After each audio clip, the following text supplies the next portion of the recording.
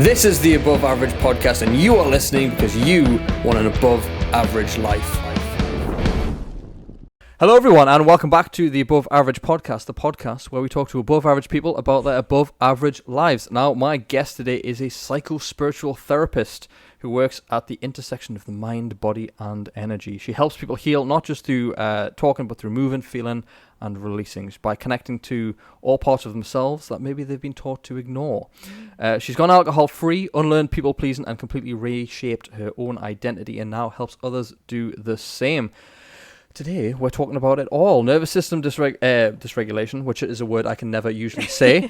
Spiritual skepticism, toxic positivity, shadow work, and everything in between. So please welcome Miss Jess Marriott to the show. How are you, Jess? Oh, I'm good, thank you. Thank you so much for all of that. Welcome to the show, because we have been talking about this since June 2023. Very long time. A very long time. It's fine. It's finally here, and I'm hoping that my questions for you are good enough to warrant the wait. So let's start with younger Jess, first of all, because I like to take everyone back a little bit, get them talk about who they were before they are who they are now. So before you got into the spiritual side of life, how was younger Jess navigating our way through life? I mean, young Jess, I've always been very sensitive. So I always remember my mum said when I was in school, like parents' evening, they were like, when we tell other children off, Jess cries. We're not even telling Jess off. I was in the classroom like, oh, like, so I've always been like very sensitive. Yeah. Wasn't particularly good at school, like pretty average, but struggled to like concentrate and listen and like really ground in school because I was quite anxious, but very sociable, like loved having friends. And then as I grew up, I think the anxiety was still there, but I've very much learnt how to socialize, how to mingle, like what people wanted from me. And then I think when teenagerdom hit, it was alcohol, and I was just like, oh yeah, Every this makes me teenager's vice, great. What age were you when you had your first drink? Do you remember? I was probably about 13 when I had my first drink, But like very, like, I mean, a Bacardi Breezer under the table at a barbecue or something, like, you know, like chill. Whereas it was probably more like 16 where it was a little bit more of a regular thing. And it just was, like, it was just the norm that every weekend that's what you did. And I just got so used to it. But I think when I got to kind of like my early 20s in uni, I really realised that like my hangovers were absolutely atrocious and other people were just like bouncing up and just getting on with it, and I was like, wow, like my body does not like this, but it was just so socially normal, and it was the only way I knew how to socialize, that I was like, just gotta kind of carry on. Well, if you don't drink, people call you out for it as well. It's the only drug that people question why you're not taking it. It's weird. It's so weird. And I do, part of me sometimes, occasionally, when I'm sat in on a Saturday night being an old man, I'm like, I'd love to be back in a nightclub again. But then I'm like, then I remember the next day where it's like, I feel horrendous. And like, I've got so many selfies on my phone with random people. And I'm like, that's just, I do, sometimes I miss the social aspect, but then I'm like, I couldn't handle what it does to my brain and my body now. I just couldn't do it.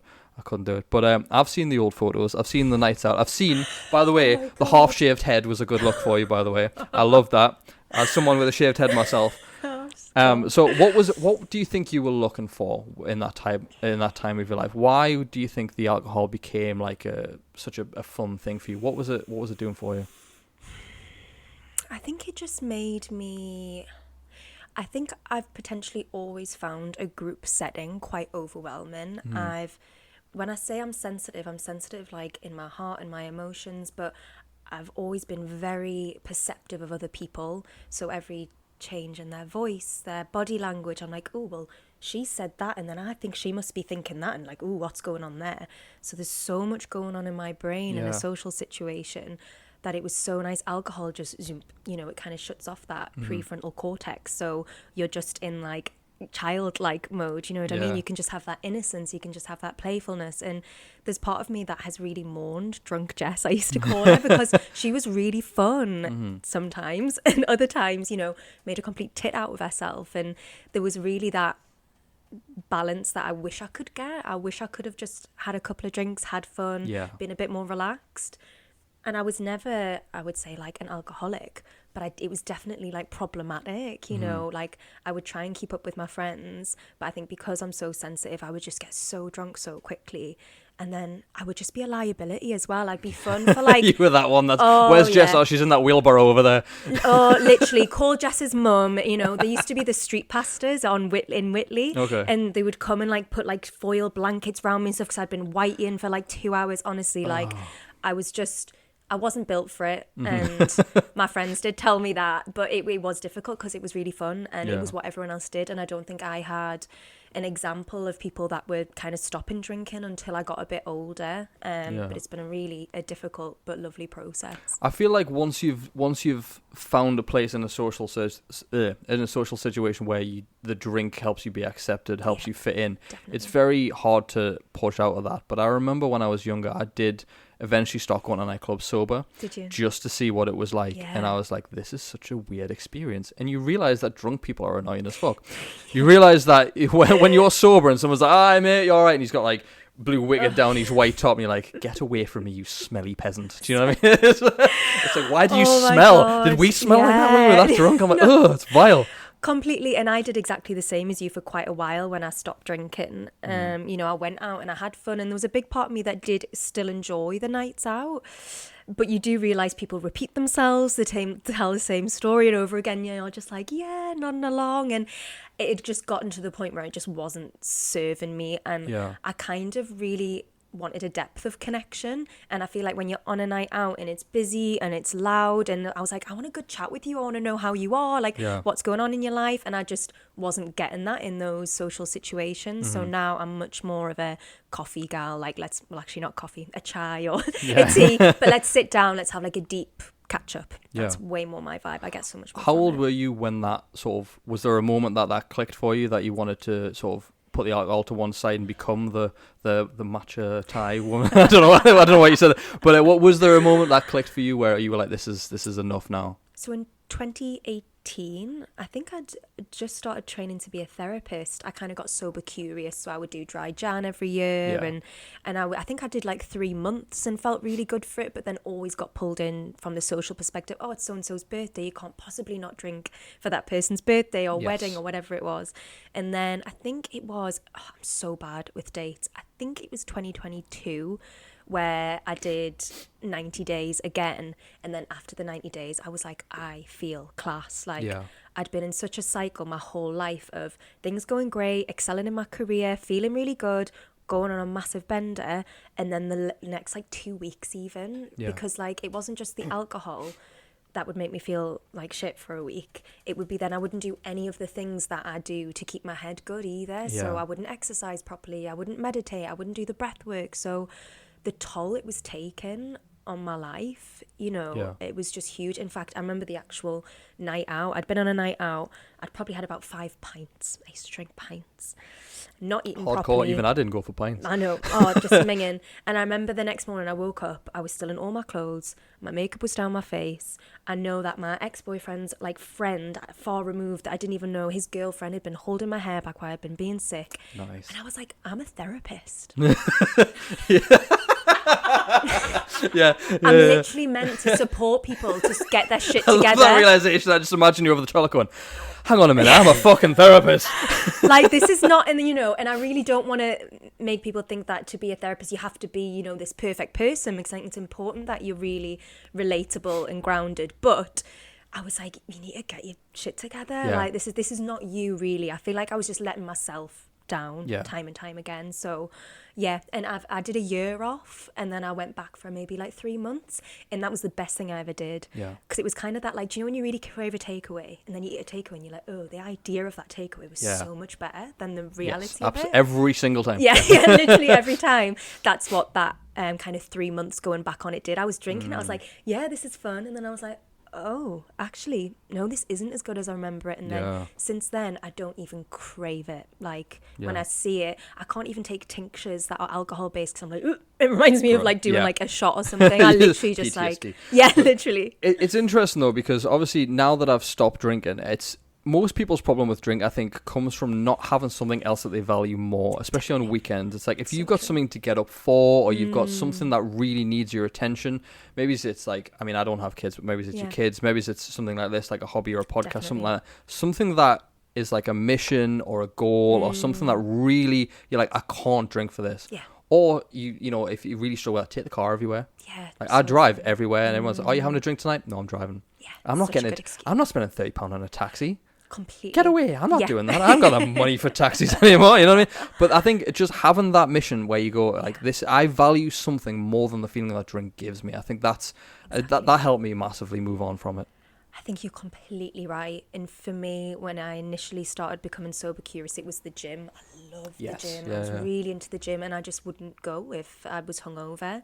And then it kind of evolved to my client work. I knew when I was with my clients, I was like, oh my God, I feel like I'm going to be sick and I'm talking to a client, you know what I mean? Like, that's just not okay. And Yeah. especially when I started working for myself, like I wanted to give my clients, you know, the best version of me. And I knew that was someone, you know, that was meditating every morning and, Yeah. and doing all You of got the to things practice I what needed you to preach. do. Yeah. Exactly. When you see you're a therapist, is it the psychospiritual therapy that you do now, or was it a different type of therapy that you started doing first? So I trained in it's like a psychotherapist. So Right. it's standard talk therapy. Right. Got it. So I did that 3 years at uni, and it was beautiful, really interesting, and I really loved it, and it really gave me the basis of what I do now. But there's just so much more to it, like as I'm sure we'll go into. Oh, absolutely, yeah. But I wanted to talk quickly actually about, and I know we spoke about this on the phone as well, your eczema as well. Yeah. So obviously it's something that I think I've seen a lot of people sort of struggle with, but I think you're one of the few people that I've seen that's really open about it. You made a lot of videos about it, you know, like you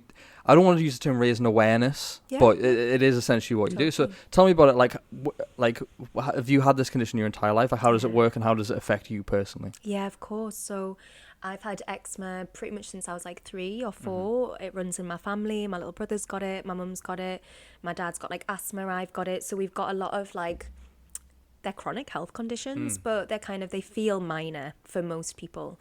So I was on steroid creams for the majority of that time, and throughout my life, depending on how stressed I was, depending on what I had going on in my life, sometimes I would not have it for months and months, and then it would flare up if I had like exams or if something stressful was going on, or if I was drinking a lot of alcohol, it would come up as well.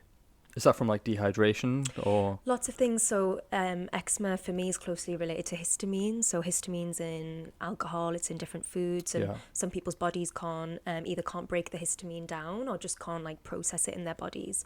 And I think that's something that I definitely struggle with. So it was just building up in my body, the stress, the food, the alcohol. So I managed it with steroids, and then when I went to Bali the second time, I'd really started deep diving on my healing journey. So really just creating some safety in my body, not just white knuckling life with anxiety, like really trying to think like, you know, what does my body need? And I just got this tiny bit of eczema again on my wrist. I'd not had it for probably about a year, and I was like, I'm just not going to put steroids on it. I'm just not going to do it.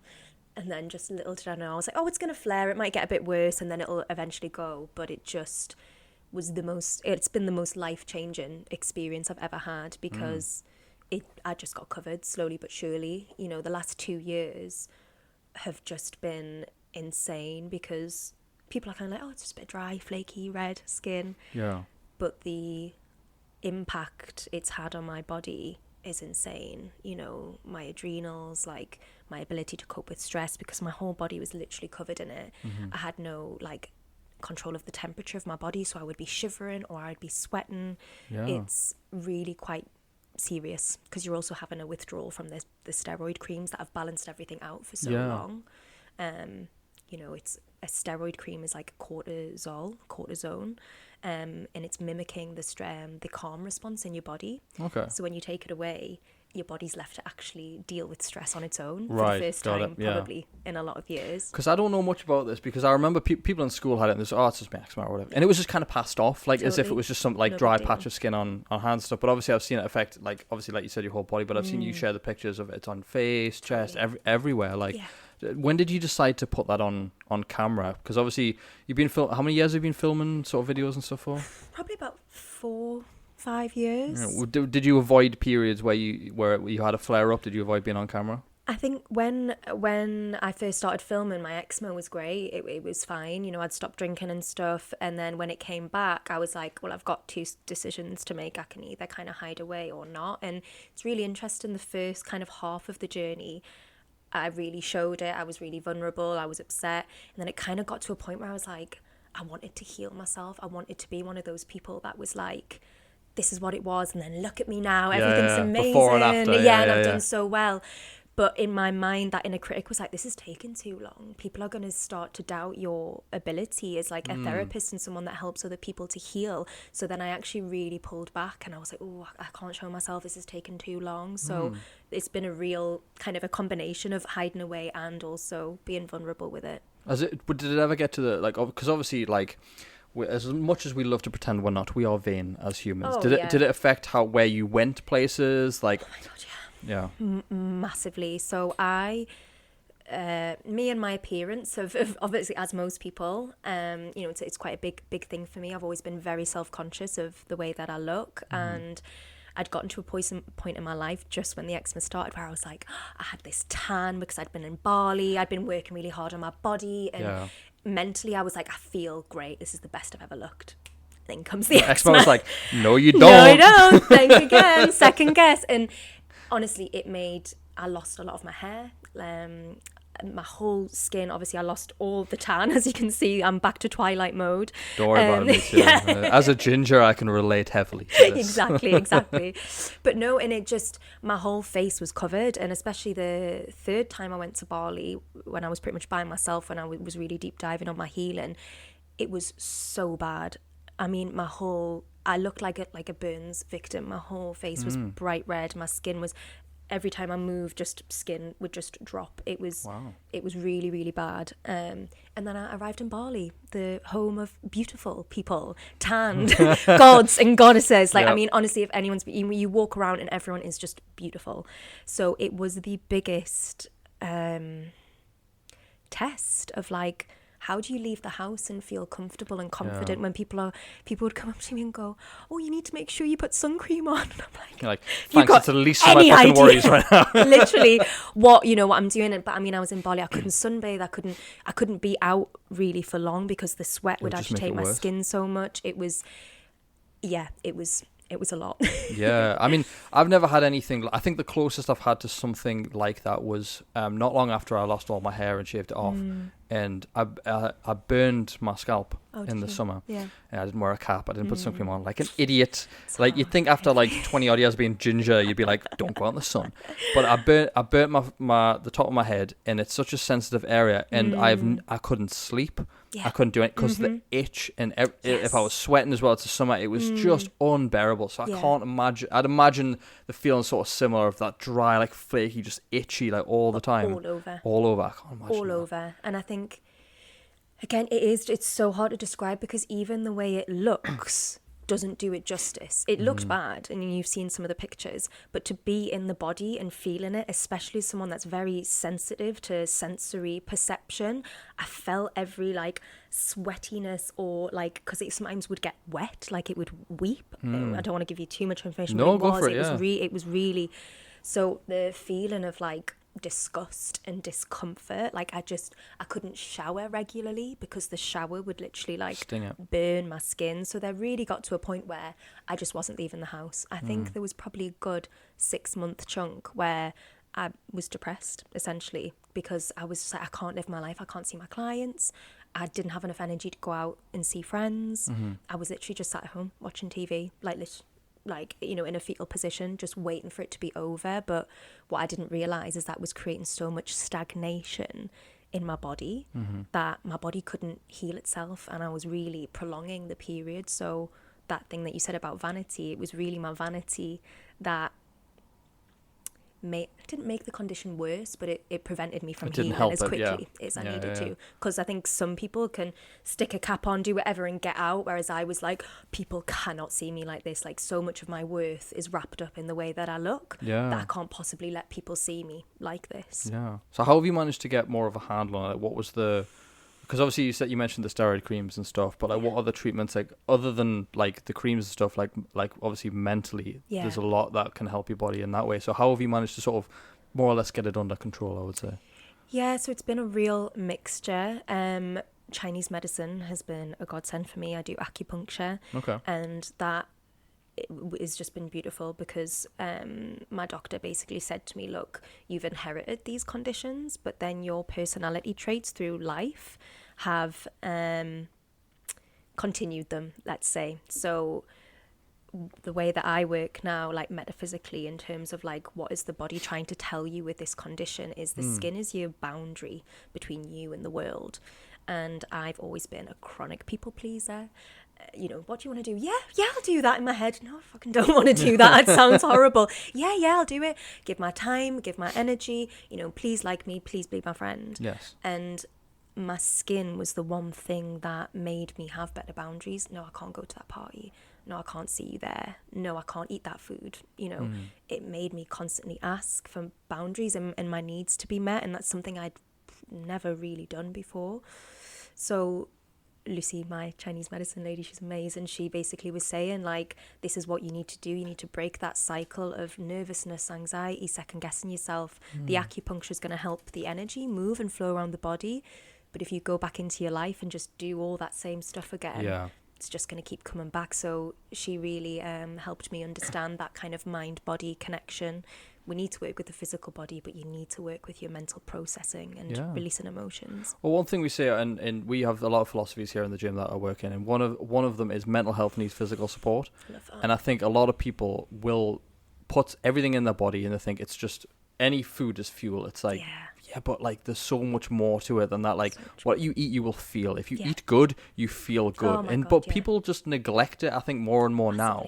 Because it's like, oh, well, I'm on the go. I can eat this and do this. And they eat like they're in their teenage years again. I'm like, you can't do that. Yeah. Like, I'm approaching 30 and I'm just like, I'm more conscious now of what I ate than before. Because I'm like, I know that metabolism slows down or whatever. And I'm still training. I'm still doing what I can. But I'm like, I'm aware of this every single day. And it sounds like it'll be a mental drain, but it's not. When you actually eat the right stuff, you have the energy to put time into that. Your body is like an amazing self-healing machine, but it takes absolute crisis when the body's just been layered and layered with, I'm not going to say unhealthy, but unhelpful lifestyle choices. Your body will start to speak. And I really do feel like, I don't know if it's just my algorithm, but there's a real shift of people with chronic conditions that are like, okay, I can take medicine, and it's important that we very for using the Western and more Eastern approaches together, complementary. So take the medicine to take the heat off and get a little bit better, but really focus on, but what is the root cause? Like, why is this happening in your body? For some people it is simple lifestyle changes like their food, but for a lot of people it's going a bit deeper into their nervous system and into the trauma that's stored into your body, which is something that is now really, it's more popular. People understand it more. And you're at the front lines of this, so we'll move into that now actually. So obviously you said it was about 2022 things started to really change. So obviously we're talking about drunk Jess, being in wheelbarrows and whatnot and eating kebabs. That kebab picture! Oh wow, I did a deep dive in your social media. It was amazing. The difference though is crazy between you now and then. But I think everyone's social media is going to look like that. Everyone's got drunk pictures. You go back at mine, I'm like, there's one of me in Gotham. Do you remember Gotham? Yes, I do. And I'm like, like this in front of the camera. That's the most disgusting picture, but it's staying there as a memory of the time. I wouldn't change it. No, I wouldn't change it. So when did you start to get into the spiritual side of things? Because obviously when you go on a party and stuff, you don't really care about like the spiritual world. You don't really care about your body. So when was the flip for you? When was the big sort of like, I want to go down a spiritual route? Yeah, it's really interesting because I spoke to a friend not that long ago, and I worked with her when I was in uni, and I was like, God, I was such a mess in uni. And she went, you were, Jess, but then I also remember you like having a yoga mat and a little set of weights in your room at uni and stuff. So like it was always kind of in the background, but I just felt like I could never really commit. But I would still someone that would like maybe read astrology and be like, oh yeah, like it's so generic, and like would bat it off. I've never been hardcore and into it all of my life. But then I think it was when I stopped drinking that the interest really peaked. I reconnected with a friend from school who was really into it, and she started teaching me a few things, and it just felt right. I was like, yes, like I get this, I understand this. And especially someone who didn't do very well at school and struggles to understand things, everything that I was learning just felt right in my body. So 2022, when I'd stopped drinking, I was just completely committed to myself. I'd wake up, I had one of those cold dip things out in my garden. I would do a cold dip every morning. I would come in, I would do breath work, I would do yoga, I would meditate. And then this is when all the weird and wonderful things started happening to me. Okay, tell me about the weird and wonderful things. What's going on? So yeah, I really just want to like say that I didn't know about anything. There's a lot of people in the spiritual world that kind of read about things and then things start to evolve. Whereas for me, I felt like I was going crazy because I was doing all of these amazing things. But then when I was meditating and doing this breath work, I would feel this like spinning sensation in my body. And I was a bit like, whoa, I was doing a lot of Wim Hof at the time. Yeah. And I was just feeling it so viscerally, and I would come out and I'd be quite scared when I come out the breathwork because I was like, wow, this is something just so different that I'm feeling in my body. And then there was one meditation I did one day, and I could just feel my hands going like this. I was lying down and I could feel my hands twitching, and I was like, oh my God, like I've got some sort of health condition, you know, like I was genuinely so worried. So I was twitching and stuff, and then, but I was like, it felt nice. Although my brain was worried, it felt very natural to do in my body. So I started doing a little bit of research, and this is when I started to come, and actually at a very similar time, my mum actually bought me The Body Keeps the Score by Bessel van der Kolk, who is like the godfather of you know, trauma being stored in the body. So I started to read that and started to do research. I was like, okay, so I started to get my head around the fact that fascia, you know, is wrapped around all the muscles and all the organs in the body, and that can like hold a snapshot of trauma. So every time that you feel anxious or scared, that can be trapped in your body. Okay. So it's hard to kind of wrap your head around, but the more you do it, I was like, okay, this makes sense. So then started to deep dive and started to, you know, I've definitely got a bit of a neurocomplexity around me. Once something's interesting, I'm like, yes, like yeah. it takes over my life. Yeah. It takes over my life. So the twitching started, and then one day, this is when it gets really weird, and bear with me. I was meditating, and I could feel my voice like, and like it like coughing, and then words started coming out of my mouth, and I sat up and was like, oh my God, like I didn't say that, or like my brain didn't tell my body to say that. And I actually said, the very first thing I said was Montu Imperium, which is really creepy because Montu is like a Greek god, and Imperium is like the highest order. So you can imagine, I've got a voice note on my phone because I was by myself in my house, and I was like, oh my God, I just said something. And I said it in Latin. I'm possessed. I was like, I am literally possessed. Like there's a demon in me. I remember like laughing and crying manically, like, oh, this is so weird. I don't know what's going on. And I Googled it, and I was Googling like chanting, like, you know, words being spoken. And the more that I Googled it, something called light language came up. And I realized that there's quite a lot of people that can do this. So the more that I leant into it and relaxed into it, it actually became something really beautiful. And now it comes out of me much softer, and I'm not terrified of it anymore. Yeah, I'd imagine the initial like I need an exorcism is a bit much.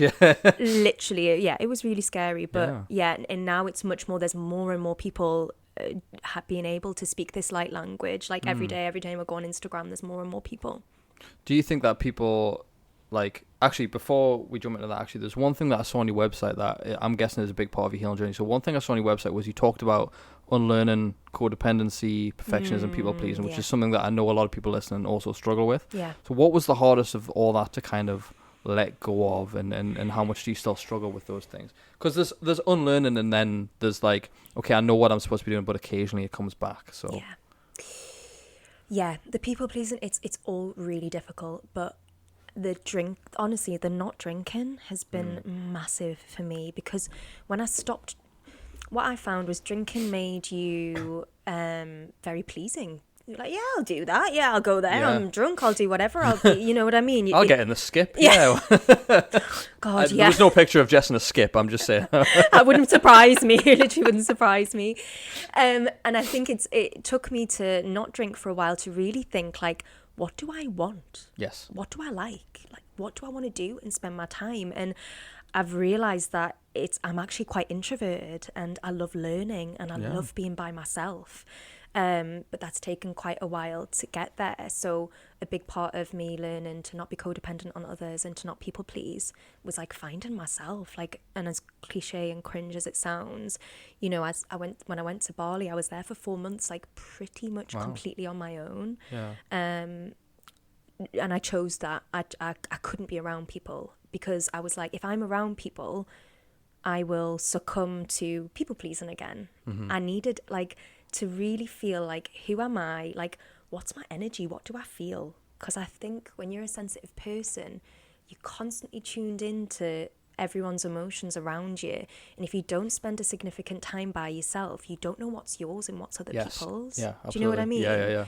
Like, I would turn up to work one day and I'd be like, you know, my happy, cheery self. And then within half an hour, I would be like down in the dumps.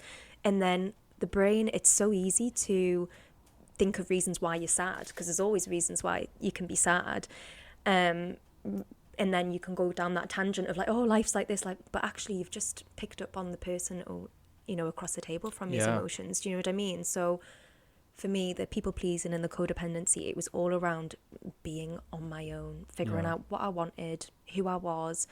I think that's really what's helped me get over that and manage it. It's interesting you mentioned the introversion, because I'm an introvert, and a lot of people are like, well, you have a podcast and stuff. I'm like, yes, but I need a 2-hour nap after I do a podcast. And people think that being an introvert is, you know, I don't like to speak up, I don't have a voice, or I'm shy or whatever, and it's not always the case. Definitely not. As in our case, where we put ourselves out there. Definitely. Like, people would go, well, you're an extrovert because you put yourself out there. The real truth of extrovert and introvert is it's where you get your energy from. Definitely. Introverts 100%. get their energy from being by themselves and recharge, and extroverts get energy from other people. That's Completely. the baseline of it. 100%. And I think people, like you said, need to spend more time by themselves, because then you know, like, what do I actually want to do with myself? But most people won't let themselves have that time mentally to be like, okay, what am I actually thinking of? What do I think of on a daily basis? How do I actually feel in my body? Where's that niggling pain that I've never noticed, you know? 100%. It's things like that we, like, me and you understand that. But I think a lot of people listening are probably going away, like, they'll go away from this and then they'll go drive somewhere and see someone, or they'll do some household chore that they need to do. And there's constant need to do something to ignore what's going on in your body and your head until it's too late, I think. So until your body is screaming at. I mean, that's what happened to me. Like, I would work out twice a day. You know, I had a full-time job. I'd socialize and go away at the weekends. You know, I was busy until my skin. And then I went from this to zoom, like within months. And although it was the hardest thing, it's the best thing. And that's why I now help people to deal with their emotional world, to allow feelings to come and be in the body, and how to cope with them, how to manage, how to process them, because then you can spend time on your own. And then life can be the way you want it to be, not what you think it should be. Just because everyone else is doing that. Well, people think that having boundaries and things in place is like arrogant or whatever. So, well, people need me, and I've got responsibilities. I'm like, you're just using responsibilities, making everything a priority when everything can't be a priority. Exactly. You just don't have strong boundaries in place. Saying no to things is powerful. Saying yes to what you want to do, and saying no to things that actually I don't have time for. You don't have to be a dick. No. Like, you're not going, no, I'm not going to do this. You just go, completely. I'm sorry, I don't have time for that, or I can't fit that in right now, or like things like that. You don't have to be arrogant about it, but it just put boundaries in place. And I think that's been one of the biggest things for me, because I was kind of raised, like, not to be a people pleaser, but it was sort of the energy and the vibe that I was kind of had around me. You know, my mom's in the service industry, so she gives a service, so she's very much like that vibe. And I picked that up. And it took me a long time to realize that actually you don't need to be nice to everybody. Like, not everyone's gonna get on with you, but you're also not gonna get on with everyone. And it's an important distinction to make, I think, for sure. It really is, and it's so important that people do it, because we can't just give. And then there's also the deeper level of work there, which is a little bit of like the shadow work, I guess, of like, what do you gain from giving?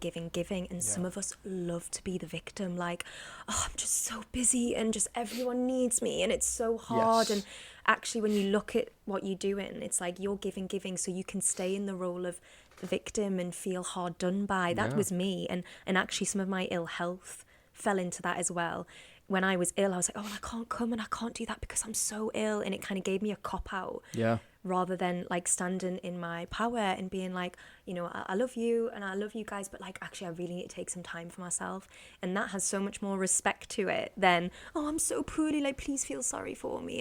And you know, it's important that you get support when you're not well and stuff, but it's a different energy, isn't it? It's a different intention. What's weird about it is, and I think this is something that I recently came to really understand, is that the ego, people think ego is like, oh, I'm too good for you, I'm better than you or whatever. But ego is also like, it's different for me, you don't understand. That's also a big ego. Yeah. And a lot of people are walking around going, well, it's different for me, you don't understand. And I'll probably trigger like 90% of the audience.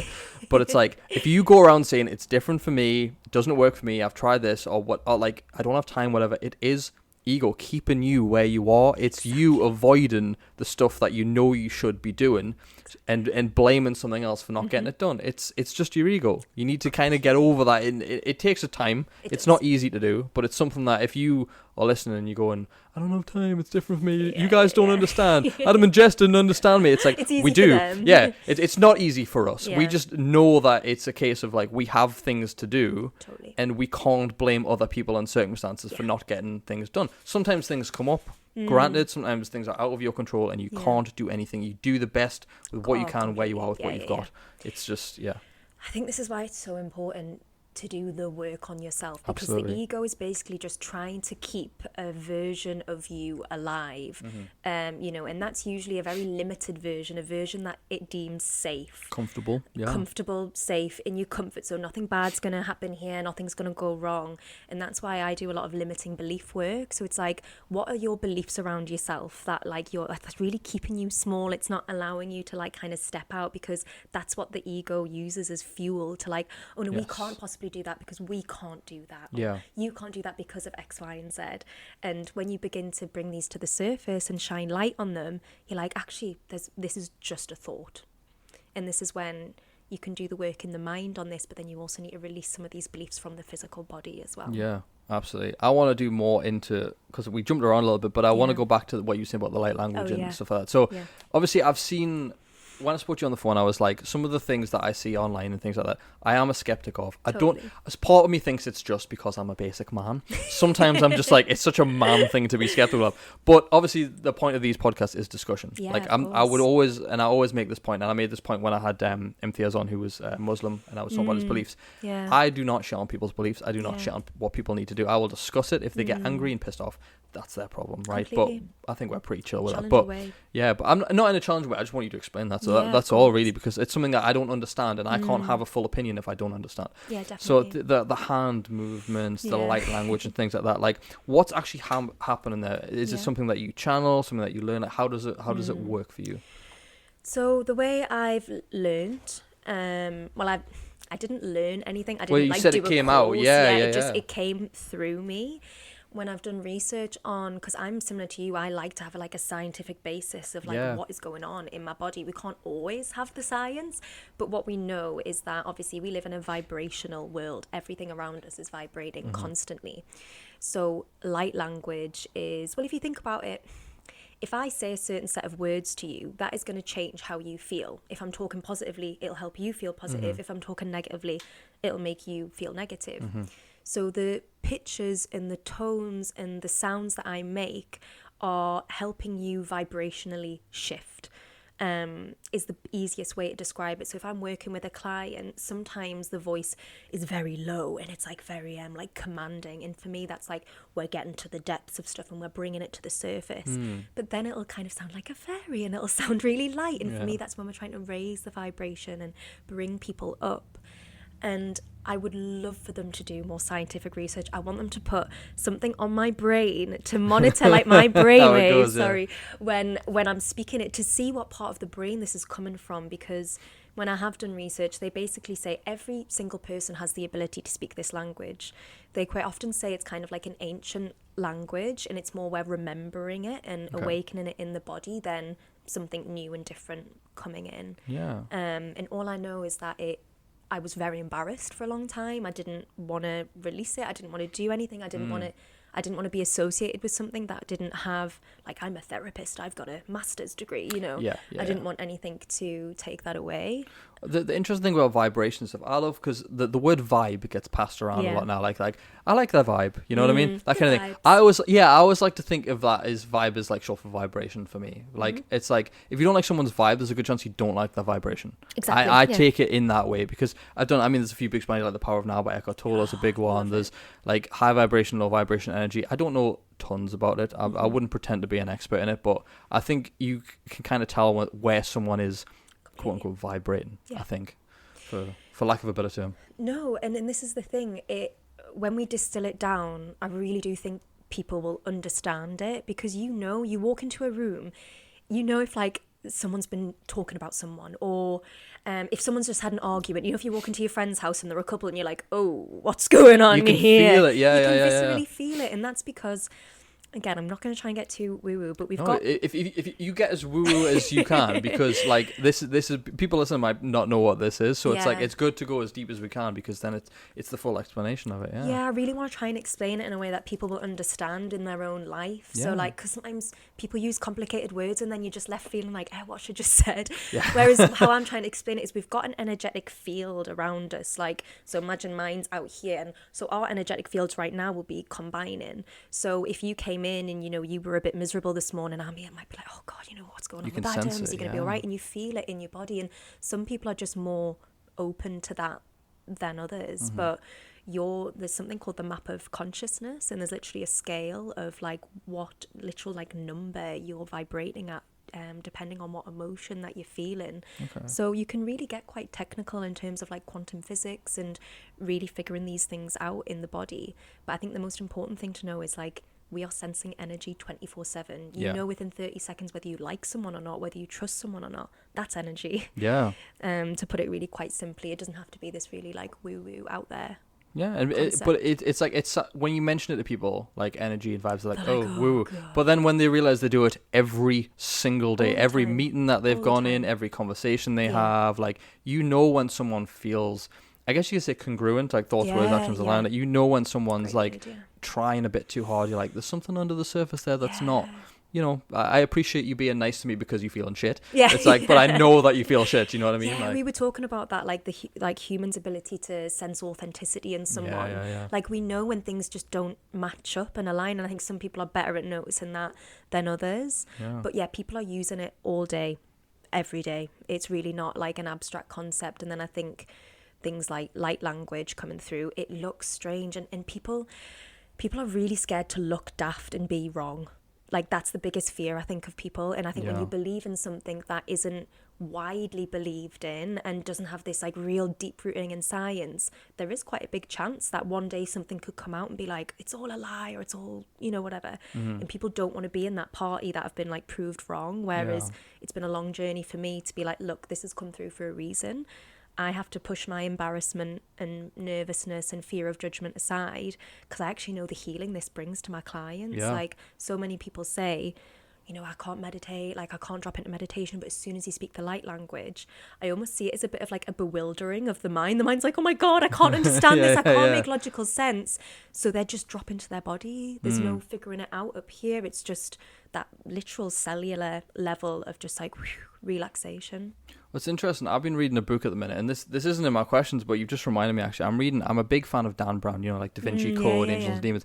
So I love his books, and he's just brought a new one called The Secret of Secrets, and it's about consciousness. Yeah. So, and I'm going to totally butcher this because I haven't finished the book yet, but basically there's a scientist in it, and she's discussing the idea that consciousness is not in the brain. It's outside of the brain, and we simply tune into it. And she uses examples like, is it sudden savant syndrome, where you go through a car accident, for example, bash your head, and all of a sudden you fluent in Spanish. Do you know what I mean? Things like that. And she's like, where would that possibly come from? It's like, well, you're tuning into this universal universal consciousness and stuff. And I'm just like, that's mad. But she also mentions something like, I think at one scene they're sat in a restaurant, there's like three of them in there, there's a sort of the stereo system playing the music, and she says, if you brought Mozart to this restaurant, he doesn't have a frame of reference for where that music's coming. He doesn't understand that it's in the air. It's a signal. He doesn't understand. He would think that there's an orchestra, a tiny orchestra behind that, because that's as much as his brain at that moment of knowledge can understand.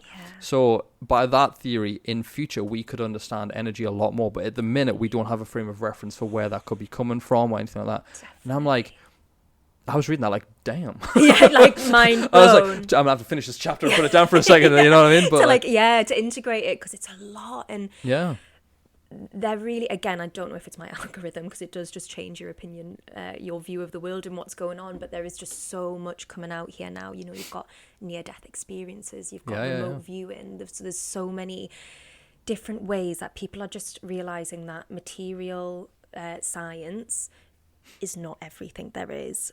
just because we can't prove something by science doesn't mean that it's wrong. Yeah. You know, there's so much that can't be explained by science, and for me, I think it just makes life more interesting. Yeah, it's like, an edge of mystery, isn't exactly, it? Yeah. I'm not gonna, you know, I've got friends that are just not into this stuff and I just don't talk to them about it, and it's Yeah. fine, but it does really lift my heart when I can speak to people about it, and just, it makes life feel bigger and more interesting. And I think especially people can get so lethargic and in loops of life and like, oh, you just work and you do this, like, to know that something bigger is going on. Yeah. For me, yeah, it's really exciting. I love that. This went deep, didn't it? I love Yeah. that. I love deep episodes. I love it. But you talk a lot about nervous system regulation and things like that. So in layman's terms, how can you explain that? And if someone was living in a state of constant stress or anxiety, where would they start with this sort of thing? I love this question. So the nervous system, there's something called polyvagal theory, which I find is the easiest, most simplest way to kind of explain this. Okay. So we'll start with rest and digest. So it's either rest and digest or safe and social. So this is the part of the nervous system where you feel calm. You have access to all the muscles in your face so that you can smile, you can be present, and mostly your body can digest. You know, it's like, I feel safe, everything's good. Yeah. And then we've got fight or flight, which is what most people are living in a constant state of. And I think people hear this phrase a lot, fight or flight, but it's actually fight or flight. And then there's also freeze and fawn too. So, and I think freeze and fawn is very good to get into a little bit for people pleasers and codependency, because they will be in that state a lot. But in the physical body, you're going to experience that is like, it's like just a nervousness, shaky hands, sweating. You can't digest properly. Your body is like, I need to run away from a threat. Yes. So all the energy goes into being able to run and flee. So you can't digest. That's why so many of us have got digestive issues. And then you've got shutdown, which is basically when you've been in fight or flight for so long. There's been so much energy going into survival that the body is just like, you see it in animals is like playing dead, when they just literally like flop and they just stop. And that's because all the resources are just like, there's nothing more that they can do. And I like to not only talk about this in the body, so that's a numbness, you know, very melancholy, very lethargic, very fatigued, very slow. And I like to talk about the voice in your head. So when you're in fight or flight, your thoughts are like this and everything's like this, and whereas when you're in shutdown, your voice is going to go like this. You know, there's nothing good in my life. You know, everything's, and you will really hear that in your head, and you can recognize that yourself now. Okay, am I in fight or flight, or am I in shutdown? Yeah. Does that make sense? Yeah, absolutely. Yeah. So it's really important for people to simply just stop and recognize, because they need to figure out what that looks like for them. There is generic states that people are like, okay, I think that's fight or flight for me, but everyone's different. You know, people like manically laugh when they feel uncomfortable and anxious. You know, so they need to figure out, okay, what am I doing that reflects that state for me? No, I love that. That's given me a lot to think about. That. I'm like thinking about my own life. One thing I love with that as well is that there's the term shadow work as well. So like something that we talked about, people running from their inner thoughts. And one of the things that I loved was, it was probably my first real introduction to something along those lines, was a book by Simon Sinek. I don't know whether you know him. It was called Start With Why. Okay. And he basically says, like, if just as a starting example, you write down what you want. So most people want more money, for example, right? So if you put more money, it's not a bad thing. So then you go, okay, why do you want more money? And you go, well, because it would solve XYZ. Yeah. Okay, but why do you then need XYZ? Why is XYZ? And just slowly break this circle down to discover more about what you actually want. It's like, you want money, but what is it you're actually under the surface you want? Maybe it's freedom, or you want to take care of your family. Things like that's just a very basic example. But there's other things like with this podcast, for example. It's like, why do you need to speak in the microphones? Why do you need to do this? And it's like, well, maybe it's when I was younger I didn't feel heard or whatever, or maybe I want to give other people that voice. Like breaking why you do what you do down. Like, why do you do it? Most people don't even know why they do their job outside of money. It's like, does it fulfill you? And not everyone can have a fulfilling job. I get that. I'm not one of those people that's like, if you hate what's that one that's going on at the minute? Don't love your job you love or something. And I'm like, I understand it, but the way the phrasing was just terrible. But so with shadow work, and look, where does someone start? Where would you tell someone to start with that? It's really interesting, because I just feel like the thread of everything that we're saying, like kind of like vibration, nervous system, and then this shadow work, all ties in neatly. So I'm going to answer your question, but in maybe a bit of go for it. No, that's a fine. roundabout way. So if you think about vibration, your body's vibrating all the time. When you're in survival, you're vibrating in survival. So if we don't look at our thoughts can quite often create our vibratory state in the body. So if we don't look at our thoughts and we're just constantly in the subconscious, then probably all day, every day, we're going, I'm not good enough, I'm not good looking enough, I've not got enough money. We don't even realize this is going on, but that story's playing in the mind, and then that's creating our vibration. And then people are like, I'm going to make a mood board of the world that I, the life that I want. I'm going to put this nice car and this nice house or anything. And they're like, oh, but the law of attraction told me if I just envision this in my head, then it's just going to happen. And it's like, it's so much deeper, more nuanced and more complex than that. So what I do with clients is I take them on a journey of first kind of journal prompts and questions of their life. So I do like ancestral. So think about your parents, like from a generational trauma perspective. What have they been through? What have their parents been through? What are you carrying that actually isn't yours? You're just repeating a cycle. And then we look at your inner child. What did you go through as a child? What was school like? What was friends like? And we're in this time collecting all these limiting beliefs, this kind of narrative, the story of you that you've created within yourself. And then we do shadow work. What are those bits about you that you have pushed down and repressed? And you would be so, I like to word it is like, you'd be so embarrassed if someone found that out about you. Like I realized that I was really judgmental, and my job as a therapist is to literally be the opposite. So I for a while had to work on my judgment and what I think about other people. So you've got to kind of work these things out, bring them to the surface, and then create an antithesis, like create the opposite story. And then if you can begin to make decisions from this new version, this new story, you're not always going to get it right, but just being conscious of, I did that again. Like, how do I do that better next time? This is when that changes that vibratory state. And instead of, I want to manifest that and it's so far away, it's like, what would that version of me feel like in this moment? What decisions would they make? And do the act as that person. That's the one thing that people like, and I'm so happy you're one of these people because I get so many people that tell me, like, I remember I had a friend, I'm not going to name drop, but she was like, I've been reading books like you, and I was like, have you? And she was like, I've read The Secret, and I was like, mint. And I was like, most people will not understand the point of the law of the law of attraction is it's basically like, like when you're happy, things just work out better. It's like because you're putting that out there, but you're actually acting in a way that benefits you more than if you were depressed, because you're not going to act in a way that makes things better. It's like if you do the action to get, it's like I like to think of reverse engineer. Anything that you want, like, okay, how do you reverse engineer this? Like work backwards, not like how you've got to do the next step, but reverse engineer. It's like if you want to be rich, which is the best example because everyone can relate to it. You want to be rich. How do you get rich? You have to provide a service that is beneficial to more people. More people will pay you for it. It's just things like that you've got to reverse engineer. But I think with law of attraction, people just think that they're going to think something into existence. Can't do that. I mean, that would be great, wouldn't it? You can see why people want to do that because it's so easy. I want 1 million views on this podcast, 1 million views on this episode. It happens. And, exactly. I mean, let's put it out there. Let's put that into the world. Yeah, absolutely. I'm not against it at all. But I think it's really interesting. And I think, when it comes to things like shadow work, for me, journaling and meditating is the two key things. And when I say meditating, it doesn't have to be cross-legged on the floor with your back in pain. You know what I mean?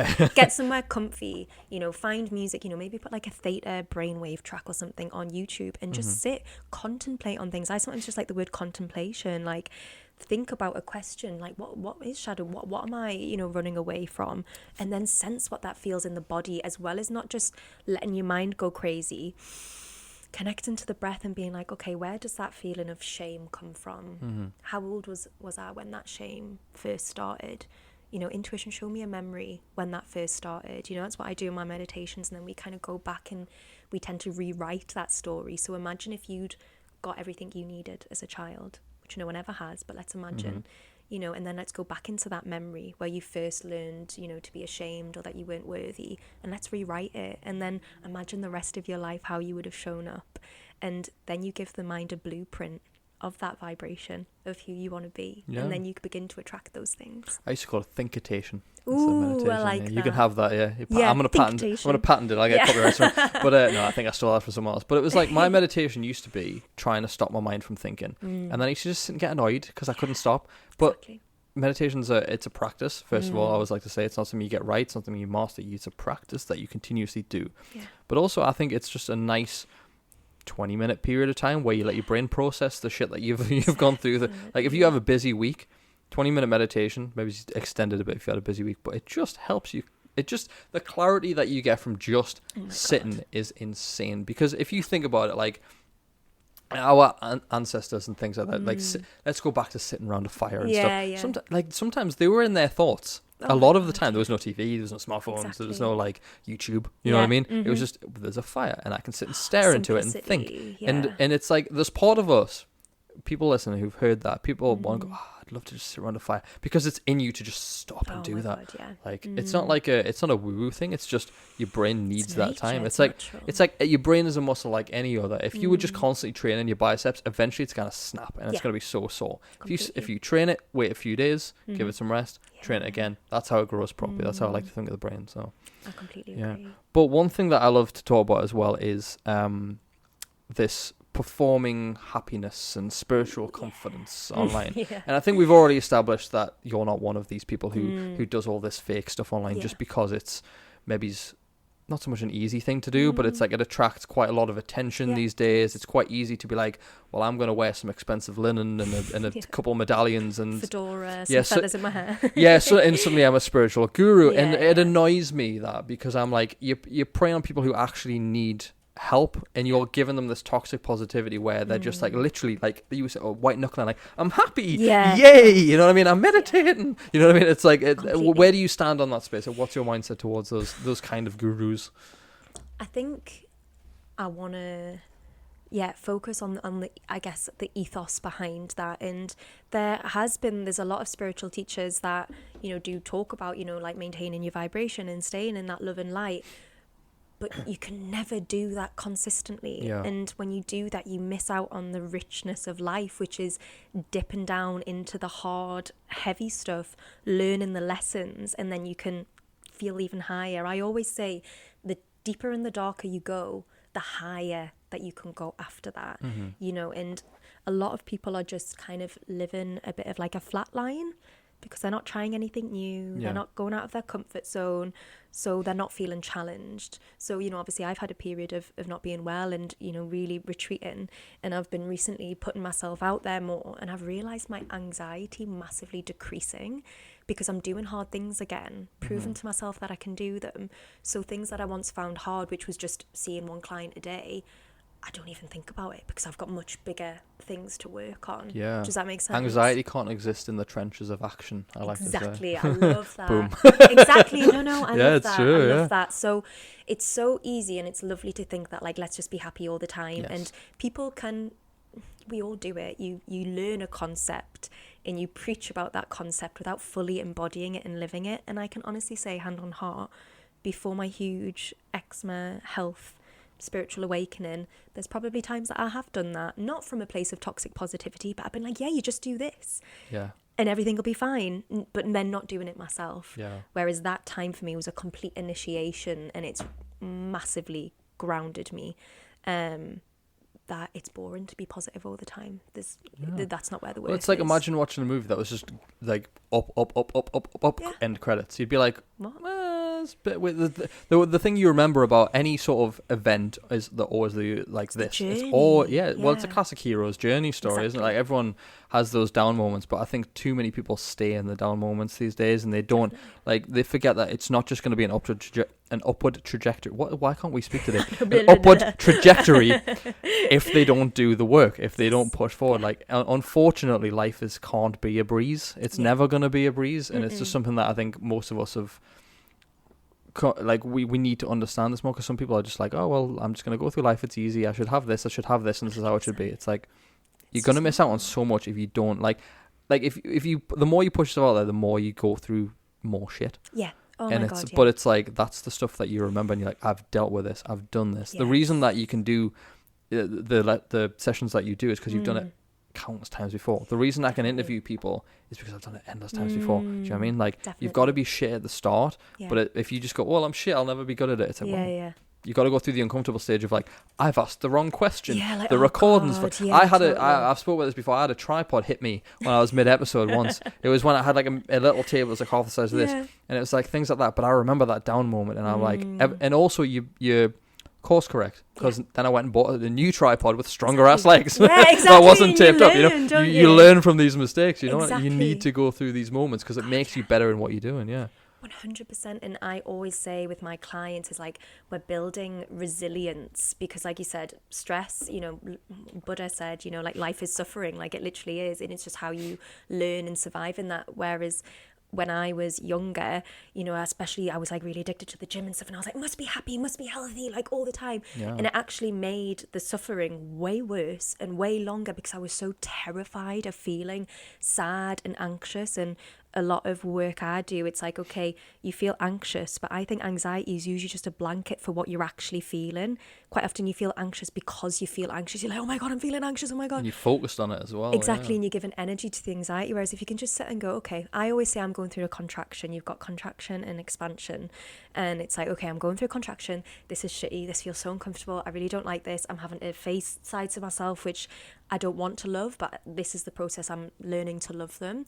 And I know, and I just hang on to the fact that I know expansion's going to happen, like, and it always does. There's a low and then a high, and the time that I work with clients is usually just going through a few rounds of that, so that they can have someone who meets them where they are, and I can be like, I promise you, babe, the contract, the expansion's coming. It's coming. Please just have faith in yourself, because sometimes you just need someone to ground you and remind you of that. So it's all about resilience. It's not living your best life. It's not this huge glow up. Like, yes, all of those things are great, but they don't last. It's about, do you know what? I've experienced something really hard, and I just did it. Do you know what I mean? And I got through it, and I can do it again. But it's also helpful to have those foundations. Like, if your lowest crash, if you go through these highs and you go at the crash, you can change where that crash comes down to. And sometimes with the right foundations, if you are a consistently healthy person with your diet and your food and your exercise as well, if you have good hobbies around you, like something that you love as well, all these are the foundations, so that when those crashes in life come, you don't get too pushed down, because you've got this foundation of like, well, it's rough, but I know I can go to the gym, I know I can do this thing that I love, my diet's on track, my mind's working. You can handle it a lot better than if you've just got a, what do they call, like a castle of sand, you know, a castle built on sand. So I kind of imagined when you were talking there that you kind of like drowning in water, but then people were throwing you like rubber rings. Like, here's the gym. Literally, and it is, and it's like, okay, well, I can like float on this water if I've kind of got all of these things around me. Just keeping your head above water sometimes, and then other times you'll be, you know, under the water and you'll be like, I can't barely breathe, and then other times you'll be like sat on a lilo, you know. It's like, that is life. But for me, I've done a lot of meditation in my time, and I mentioned to you I did a retreat with the bioenergetic stuff with Elliot Hulsey was called, and he was just incredible. But I was skeptical going in, but I loved his YouTube stuff, and I thought his strength stuff was really good. So then I went, and it was a bunch of like, I mean, there's about 60, 70 dudes in this room. Amazing. And he would show us, he would demonstrate the meditation, and it was like, you would start off, and I think the first one was rapid breathing through the nose, right? So by the end of that, you were covered in snot. Just disgusting. A good clearing. I'm like wiping out my beard at the end, you know. But eyes closed the whole time, and then the second stage was you just went mental, like screaming. But like you said, the energy in that room of 70 dudes screaming is wild. It was, I would equate it to like more than a concert, like a live gig. And it was like, but by the end, and then you stop for like 10 minutes and you just stay in it. I mean, you're knackered.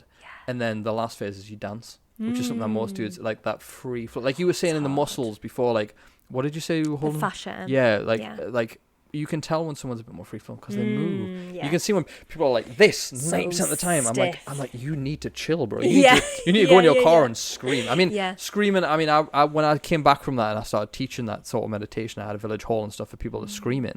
But like, if you can't do that, just scream into a pillow. If it helps, scream in your car. Like maybe if it helps in traffic. But you know what I mean. But that cathartic release, most people don't have. But it's vital, I think, for like you were saying, your nervous system just feeling better in yourself, letting everything out, because everyone's so tense. My God. Like I know when I'm tense because I'll sit And also, I'm guilty of this on a podcast as well, because I'm thinking of the I know, I'm recording. like, I'm feeling tense on here, but Sometimes- it's when you go subconscious. Yeah, and I can see it in my jaw. I feel my jaw like clenching, and I'm like, you need to fucking relax, bro. This is what you do. This is fun for you. Like, and I'm like, oh yeah, cool. But it's that awareness to it, you know. No, But I like, a completely lot of agree. people are skeptical of Totally. the things that we've talked about today, Yeah. and I kind of get it. It's kind of like speaking about God or religion or something like that. Like, where do you think? Like, do you get many people come to you and that's quite skeptical? Like, how do you open them up to it? Like, where do you meet them? Yeah, so people are skeptical, and they're also skeptical because their ego is like, fuck this. I don't want to This is sit weird. and Yeah, cry yeah. and shake and scream. You know, people don't want to do that. It doesn't look fun. People want fun and things that make them feel nice. They don't want to pay someone to make them cry. Like, it doesn't make sense. I That's get a good it. business model for you, though. Yeah. Damn, yeah, I'm good at doing that. No, so it's weird. It's strange. It completely is. And I was a bit terrified when I did my training in it. But I think I just meet people with genuine authenticity. It just makes sense. Like, Yeah. you are a human being that feels emotions. You have been taught pretty much from day one to not feel those emotions. Those emotions aren't going anywhere. And there's more and more scientific research from people like Gabor Mate that wherever people's illnesses are, they have suffered some sort of trauma in their life, emotional trauma that correlates to whatever disease or experience that they're going through. Yeah. And we've had decades and decades of unprocessed trauma now. Like I said, it's like the generational trauma. There was this will help the scientific people. So there was a study they did on mice. So they had a female mouse, and it's sad, but they fed a smell into wherever the mouse was. I think it was like cherry blossom. Every time the cherry blossom came in, they gave the mouse a little electric shock. Okay. So the mouse learned to fear the cherry blossom. And then the mouse had babies. And whenever the cherry blossom smell came in, the baby mouse would get a fright, even though it hadn't been shocked. Okay. So that was the experiment that started to tell us about generational trauma, that even though you weren't there in the war, but your parents experienced the war, they're nervous. You are getting your parents' nervous system. Yeah. Do you know It's what I passed mean? down, yeah, It's yeah. passed down. And so if you think about, they've not processed it. This is new to us, never mind our parents and our grandparents.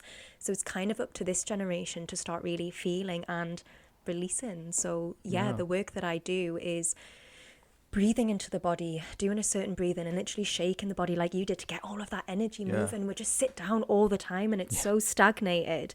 And then when you're given the space, I go into mum mode basically. Nice. I like it. Yeah. It's literally like a mum mode, and people lie down and I'm just gently saying all the things you probably want to hear. You're safe, you're loved, I want you to relax and breathe into your body. I'm going to push you a little bit and go, I feel how frustrated you are when people are taking advantage of you, or, you know, you're not able to speak your truth. And I'm very good at putting the right music on, and you can feel people's bodies just shake with fury, upset, sadness, and then they'll just let out this cry, this scream and shout, and it's hard and it's difficult. But then my job is also to bring resilience and safety back into the body. So once you've experienced that hard emotion, I'm going to squeeze your body for you. I'm going to get you to breathe in a different way, put your hands on your body to bring safety back into it. And then that teaches the body it's okay to feel the hard stuff, because I can bring safety back into my body. And I don't know, I hope that me explaining that, it doesn't sound like rocket science or anything woo-woo. No, It just makes perfect sense. that's why I wanted you on, because you have a way of explaining that makes sense. It's not like, oh, well, it's the divine. You're not pulling things that you're saying, like, this is how it works. You know what I mean? Like, but it's funny because people hear the word trauma and they don't really know what it, like, the best way it was ever described for me is the worst thing you've been through is the worst thing you've been through. Yeah. In comparison to some people, it's irrelevant, because you're like I said, the worst thing you've been through is the worst thing you've been through. Whether, like, I mean, I interviewed a woman a few weeks ago who had been horrifically beaten by her partner and stuff like that. Is like the worst thing. But then, like, comparing her trauma to someone who maybe was just, our parents were a bit hard on her or something like that. Do you know what I mean? It's like in that comparison, one's worse than the other, but in the way that it affects them could be exactly the same way. It's 100%. just it's a strange one for people to get their head around. They think that in order to have trauma, they have to have gone through something utterly traumatic, like near death. Yeah. But it's like, no, like, your body remembers even just getting lost in a supermarket as a kid and not being able to find your parents can be something that you hold on to for a long time. Yeah, I'm so pleased you've said that, because again, that there is another way the ego can be like, we don't need that because we've not been through the big T. Well, I like to call it the big T trauma and little T trauma. Yeah. But the most important thing is how the body responded. So me and you could have had the exact same life, but if you're made of a little bit sturdier stuff, perhaps your parents, you know, are a different way inclined, then your body will be completely different to mine, depending on, you know, how you've experienced that trauma. Yeah. And like I said, because I was so sensitive when I was young, someone like the other kids being told off, that was enough to, like, that was stuck in my body. The fear of that happening to me, I was like, oh my God, was in my body, and creates that panic and creates that nervous system dysregulation, which is why I've got so many knots in my body. There's so much tightness and so much tension.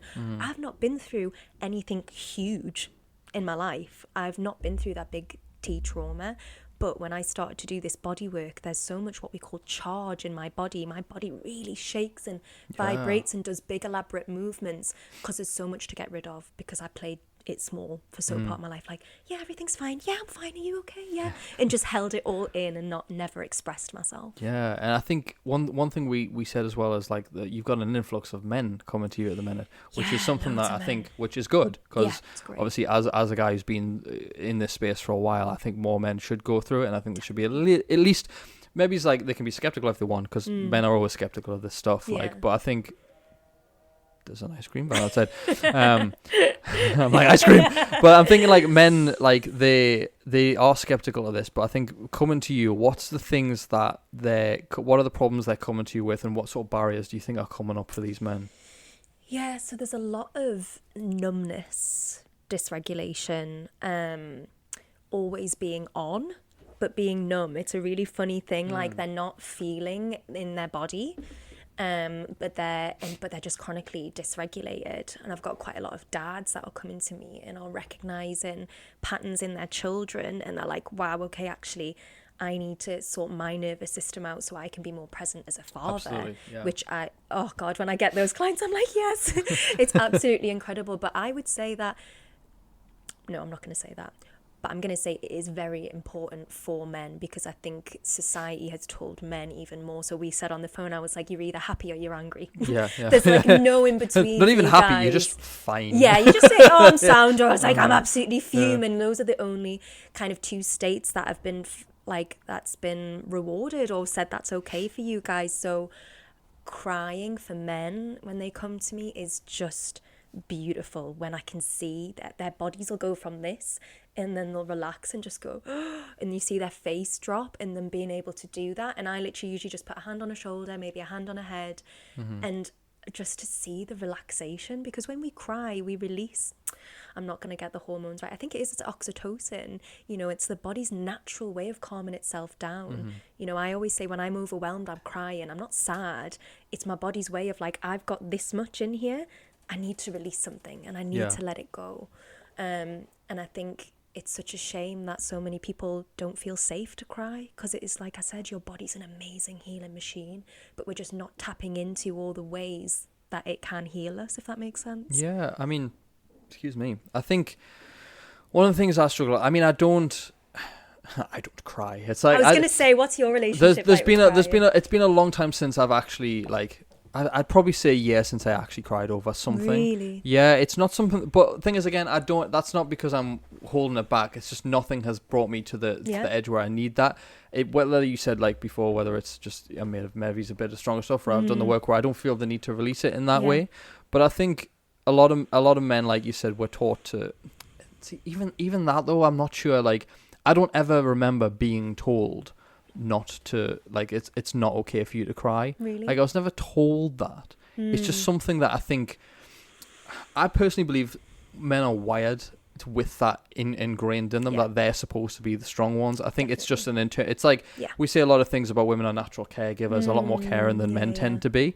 Not that men can't be, but women tend to be better. I think it's the same for men. Men prefer to be that strong. There's a sense of pride there, which often conflicts with that emotional release, because it's like they take pride in being the strong one or the masculine one or whatever. But I think what people have got wrong, what men have got wrong, is we take things very literally, I think. Logical. And when we're told to be more vulnerable and show a vulnerable side, a lot of men are doing it in the wrong way. I think Yes. they're doing it in the wrong places with the wrong people. Yeah. And you've got that space where men can go and actually do that. That's a good space. But Yeah. it's like one of the things I was always told is like you might laugh at this. So it was one of those things like, you know, when like in rom-coms where the women's like, I just wish a man would buy me flowers or whatever, Yeah, right? yeah, It's like if you're a man here, there's men out there who'll do that, and they'll meet a woman for the first time, Yeah. and there's no interest there whatsoever, and then they'll go like, well, I need to go buy her flowers and chocolates and stuff like that. And it's like, that's weird though, like, and it's like, well, I'm just being vulnerable, and it's like there's a time and a place for that. And I think not to say men are like stupid in that way, but I think they've got a long way to go to actually understand the right time and places and people to do that things around, like 100%. It's hard, yeah. God, I think so many guys are like dying to be vulnerable, but there's just such a fear attached to like, how will I be perceived in that vulnerability? And I get a lot of male clients where it's an issue in their relationship. I'm not going to speak for all women, but I've always wanted a partner who can be vulnerable, to share how he feels. There's nothing worse than me going, are you okay, love? And go, yeah, I'm fine. I'm like, well, you're quite clearly not fine, so do you want to chat about it? No, I'm fine. And that reaction comes from a place of, I don't feel safe to be vulnerable right now. I don't know how you're going to take it, so no. And then that's a shutdown. And then I'm just worried. I'm like, oh God, you know, are they okay? Whatever. And I get this situation with my clients all the time. And I'm like, I promise you that your partner will just want you to share and talk and be vulnerable. It doesn't mean for then 3 days that you're like crying and like, oh my God, help me, please save me. But this is why these sessions are so important, because it allows you to be vulnerable and then go, okay, thank you. Like, this is what I'm going to do about this. Do you think you could help me a bit with this? And then move forward. Because otherwise you just stay in the same loop. Yeah. The same cycle. One of the things I always say is one of the best pieces of relationship advice I can give to men is when your partner, when she comes home and maybe she's had a bad day and stuff, she starts talking about her day or venting, it's like, most men try and fix the problem. Yes. I'm like, ask your partner. Yeah. Do you? I'm just like, I'll stop you right there. Do you need to vent, or do you need me to fix the problem? And most women are just like, I just want to get off my chest. It's like, okay, cool, Do go. it. Yeah. It's like that communication. I think, but I think for a man to open up, his partner also has to be providing that space, because not every woman, I don't personally think not every woman can provide that space for a man, because we hear a lot of it, like it does come back to, a lot of men expect it to come back to bite them. Yes. And that's where picking the right partner is a priority. Like if you're with someone and everything you say emotionally gets used against you in the future, that's a massive massive problem. Like, yeah. I completely agree, because it's all fine and well being like, men need to do the work and they need to do this, but women need to do the work too. Just because they're naturally more empathic and they have those caregiving roles, that's not every woman. And they also have their shadows too, you know. In the spiritual space, you know, we talk about masculine and feminine energies, and that's got nothing to do with gender, but every human being has this mixture of energies. Yes. So obviously the masculine is the more like decision making, action driven, whereas the feminine is more relaxed and receptive. But quite a lot of women nowadays have got a much more intensive masculine energy. We're in the workplace way more now, where like we get shit done. Yes. And it's really hard to keep that balance and flowing in between those two states. It's not about women need to be more feminine constantly in their feminine. We just need to be able to move into it. I need to be able to work, advertise myself being my masculine when I'm at work, but then drop into feminine when I'm in a session and I'm holding someone. And then when I get home and my partner needs me, it's all about that resilience. Yeah, and the adaptability of it, I think. Exactly. And one of the things that we spoke about as well is overly emotional men, because they're totally more emotional and stuff like that. But emotional men are not good men. Like overly emotional men, that's how you get like abusers. This is how you get rapists. This is how you get these school shooters in America. Overly emotional men who haven't who can't deal with it. They go from 0 to 100 so fast. Yeah. It's like there's got to be a middle ground there. And I think what you do helps men understand that so much more. Like I think, you know, like being yourself and things like that, like is terrible advice for just anyone, because it's like most people, especially because I've done a lot of work with men, men, if they show up as themselves, they're just weird, awkward, like I don't know what I'm doing kind of men. That's like most people have to do the work on themselves to figure that out. 100%. And I think it all comes back. I think everything we're saying is just doing some work, and I understand why people don't do the work on themselves, because the capitalist society that we live in makes you work your job 24/7, and then, oh, you've got to look good, so you've also got to be at the gym 24/7 and food prepping, and there's so many things to do, especially when the ego is telling you we don't need to work on ourselves, we're fine. I understand why people don't do it, but I honestly think for the world to be in any better shape than it is now, we all need to focus on what stories are driving our lives. And like you said, for all of these men that have a lot of emotional dysregulation, they are riddled with really negative stories about themselves, but they're just in the darkness. Yeah. But it's running their lives. Very low self-esteem as well very is a low big thing I've noticed in a lot of men. And it's like, if you're a man listening and you want to improve yourself, it's just like having a healthy outlet for your stress and anxiety. Like, definitely. Like, yeah. The problem is we make it so complex now. Men, I think they have to do like, have to be rich, successful, and all this stuff. You don't have to do that to be a good man. Yeah, not at all. You just have to look after yourself. Yeah. Just start with the basics. Like we said, food, diet, just some sort of movement, some sort of hobby, like have an interest, for fuck's sake. Like the amount of men that don't have an interest outside of work. I'm like, these are the things that you need to work on first. The foundations that'll make you a healthier guy and a much better partner long term.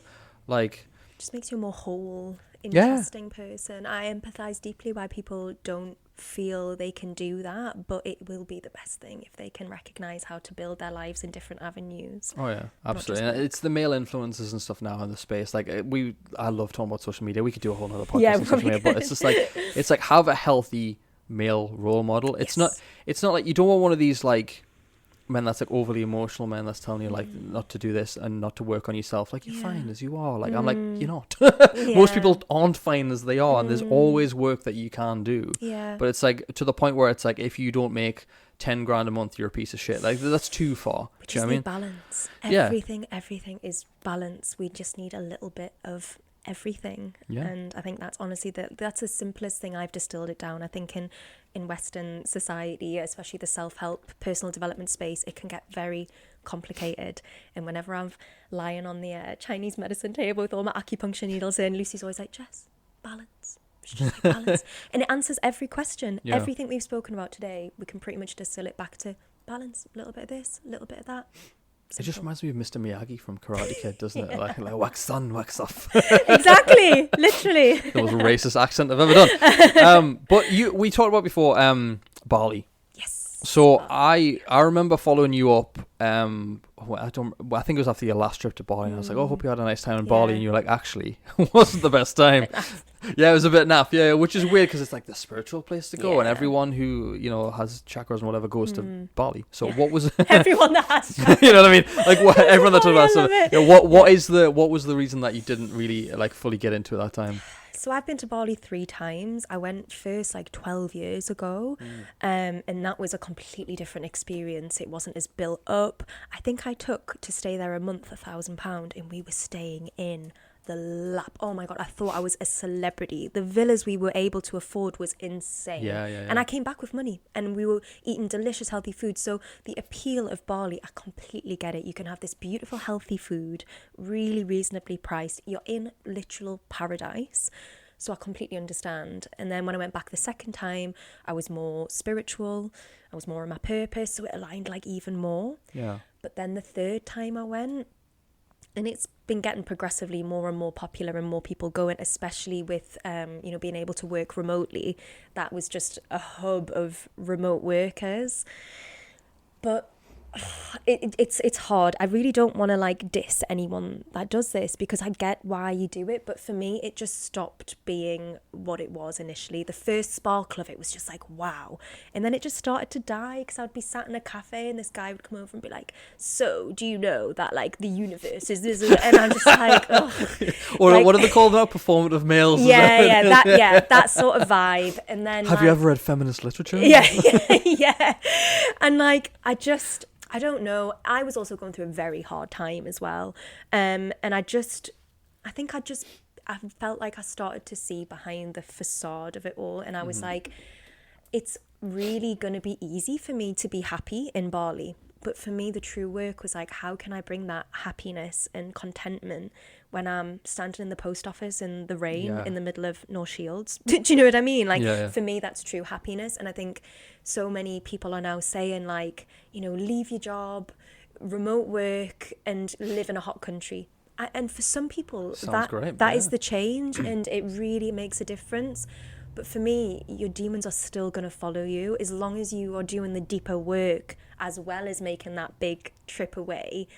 That's just kind of what I'm advocating for. Bali's not going to answer all of your problems. Yeah. It's not going to make everything better and go away. It might do the first month or so, but then those patterns are still going to repeat. It's just in a slightly different way. What isn't the quote something like wherever I go, there I am, or something? There's something like that where it's like basically like everyone's like, oh, I'd love to start over and go somewhere else. It's like you're still taking you with you, and Oh my God. you're the problem. Like you know what I mean? Like your problems follow you there. 100%. And I'm the biggest, I'm not going to say hypocrite because I've learned from it, but you know, we went to Leeds in uni, and then I moved to Manchester, then I moved back, and it was a different job, it was a different city, it was a different boyfriend, all with the hope of I'll feel like myself then, I'll be happy when. And I think Bali was the penultimate of that, because for so many people now, it is like living in Bali, remote working, not working 9-5, you've made it. That, you know, that's it. That was my version of the pinnacle. And I got there and I was like, nah, this is not what I want. It is for a lot of people, but yeah, it just didn't resonate. And also you've got a lot of the Balinese people are just, they will always have somewhere in my heart. They are just built from different stuff. They are so, because they are all very spiritual, there's quite a lot of religion there, but just deeply spiritual. They think that everything has spirit, and they're very respectful of that. But with the busyness that gets, it's becoming more and more westernized, and like the beauty of that is kind of being taken away. I wonder if they get sick of like all of us coming over there, like trying to I be all spiritual gurus. I used to ask them because there's something called Gojek, which is like Uber, but you get on the back of a moped. Oh yeah, okay. And so I'd always have lovely chats with the drivers, and I'd say, do you get fed up? And they were like, no, you know, you bring us, you know, money and survival so that Bali can thrive. But again, I think they're just made of different stuff. They are so positively driven that not many of them were ever like, yeah, you're coming over here and like ruining everything. Do you know what I mean? So it's a beautiful place. And I also, another thing though, is when influencers post, they post the nice cafe, and they forget that when you step outside of the cafe, you know, there's rubble everywhere and there's a cow next to it, and like, you know, you know, I mean, so I think a lot of that, I know there's been videos recently of people being like, Bali's not what it is, and it's always been what it is, but it's just we don't film the in-betweeny bits. Yeah, you want the Instagrammy stuff. Exactly. Yeah, exactly. Well, I was going to ask actually, is my next question, is there anything about the spiritual community that pisses you off? You know, I think you've hit on it with the toxic positivity. It's hard. I guess it doesn't piss me off because I know that everyone's on their own unique journey and everyone is learning at different paces.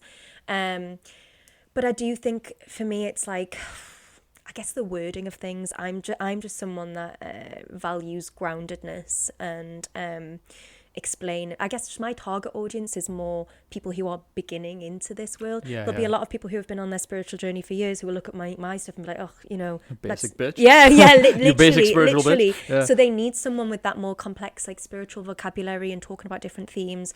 But that's just not where I am, and that's not kind of my mission. My mission is to help people feel their emotions, but use some of this spiritual theory, because for me, it really helped me just live life in a simpler, easier way, especially as a highly sensitive person. So I feel like I'm going to be all love and light and everything you don't want me to be, and go, I like love everyone and nothing pisses me off. It's like for example in the gym industry as well, it's like when it's like some absolute, you know when someone's on steroids and you can see them and they're like, I used this tactic to grow my biceps. I'm like, did you though? Did you? Or did you just take steroids? And I mean, you've still got to lift heavy ass weights to be in shape, but steroids I feel like lowers that. Like, if you're giving fitness advice, at least say, I take steroids, but also do this. You know what I mean? Like, totally. I just think there's a line where people are like, in the spiritual stuff that I've seen online. I mean, my algorithm on Instagram isn't full of it yet, but it will be after this episode. Yeah, but I just think sometimes I'm like, some people just seem too fake with it. You know, like some people are like, I'm like, there's something running you under the surface, and you're using this spiritual practice to sort of cover up and wear a mask of like, look, I'm enlightened now, and it's like, no, you're not. I think it's very easy to get like a bit of a god complex when you learn all of this stuff, because we're naturally, you know, egoic, and we think the world revolves around us because that's how our brain is built. And especially when you begin to feel energy and all of these things come, you're like, wow, I am the chosen one. It's so common for people to go off that route. And then, there's a lot of people who are just, becoming like life coaches and stuff and feel like they have all the advice in the world. And some people do have all that advice and it's amazing, but some people, it's not embodied yet, which means they know all the theory. And I think our society as a whole is very good at learning the theory now. We love book after book and taking it all in. That's what I was like. I was like, learning. And I was doing absolutely fuck all of it in my day-to-day life. But I was like, but I've read that book, so, I know all about it. Yeah, it's like, how much of the book do you remember, though, is the question. And actually, I probably would have only read half the book, but it's on my bookshelf. So it looks really nice. And it looks like I'm doing all of that work. Yeah, my exactly. crystals are next to it, it's fine. Yeah. But it's interesting, because I started self-development really young. I started when I was 18, so and it was from motivational tapes on YouTube and stuff like Les Brown, Zig Ziglar and stuff like that. And then I got into like more of the sort of like the deeper work and stuff. So, but I was making YouTube videos from quite a young age, like 20, 21, I think. And I was just reciting what I'd heard in these books. Yeah. So I've been that hypocrite guy who thinks he knows everything because he read a few books and did a couple meditation sessions. But now I feel like I've put in the work that's warranted. Progression. Yeah, but I think if I'd stayed in that stage where I'm just reading books and I'm just regurgitating this information to sound smart, to get the likes or whatever, I'm just like, I would not feel as fulfilled as I do now. And one thing that I love that I've moved into is definitely the more conversational side of it, like discussing these ideas and things like that. And that's one thing that I want people to do, is have more discussions on these topics so they understand it, and they're not just in the comment section with YouTube comment. Are you on YouTube? Do you do much on YouTube? No, not much, no. I get like the odd comment on mine on one of my videos or something like that. It's a faceless avatar and like it's hating on me. I'm like, I hope you're okay, bro.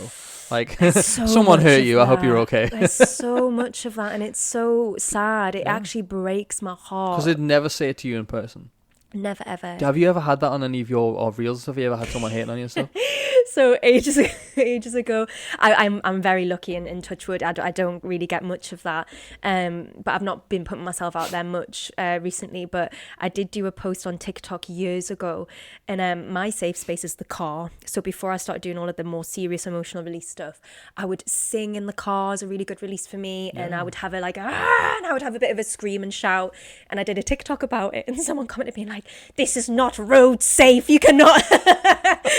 Like, you can't tell people to do this. And I was like, man, I should just kind of have a point me like crying and like going through different lanes. It's like, what do you mean it's not safe to scream at 80 miles an hour? What are you fucking talking about? But yeah, apart from that, I've not had huge amounts. Actually, I think I did do a video on light language and someone said, I don't see the light language. What is this? And people just commenting.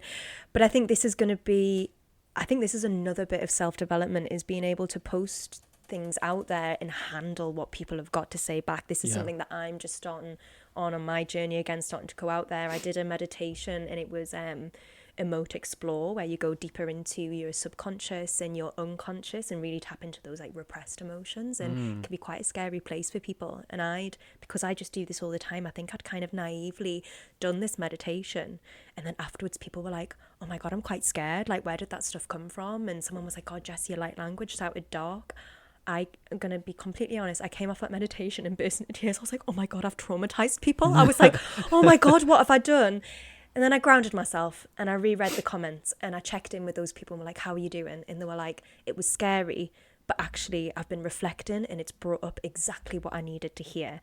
And then they've done the healing meditation now, which I do a couple of days later, and they're like euphoric because they've found the emotions, felt the emotions to their fullest, processed them and let them go, transmuted them back into feel good energy in their body. But it's so easy to read what people are saying, and then if you've got these limiting beliefs, which we all do, mine's like, oh my god, a bit of imposter syndrome, I'm not good enough, or should I be doing this? We perceive what someone's written from that lens, and it's not that you're never going to get triggered, but it's the kind of I can never see this word, refractory period. Like, how long does it take you to recover after that trigger? And it's responding, not reacting to it as well. And I learned very early on not to take something personal from someone I'm not personal with. Can you teach me how then? I will do my best with you. I will do, it's just like, but like, you just got to remember where they're coming from, and that then, like, after 10 minutes they're gonna forget your video.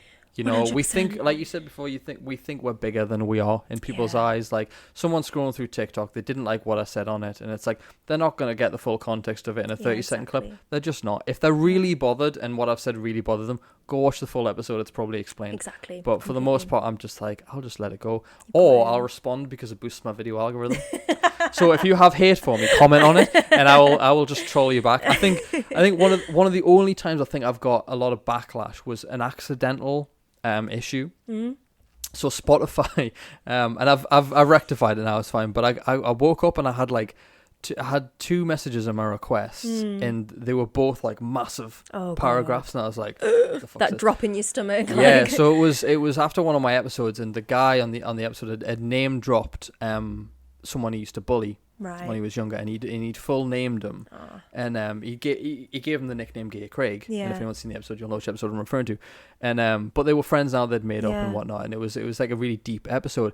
But Spotify automatically puts title cards for parts of your episode, and it just called them the Gay Craig Watson, whatever. And I was like, oh my god! So these women had watched that, who were friends of Craig, and had sent me these big like things like I can't believe you've named it this, like just like call me all sorts. I was like, I didn't do this. I was like, I have changed this now. But and I actually messaged the guy, and I was like, look, like I know you've seen this, like I apologize for it and whatnot. And again, it's one of those things. Like initially, I was like, oh shit, like I've done something really bad, but I was like, well, hang on.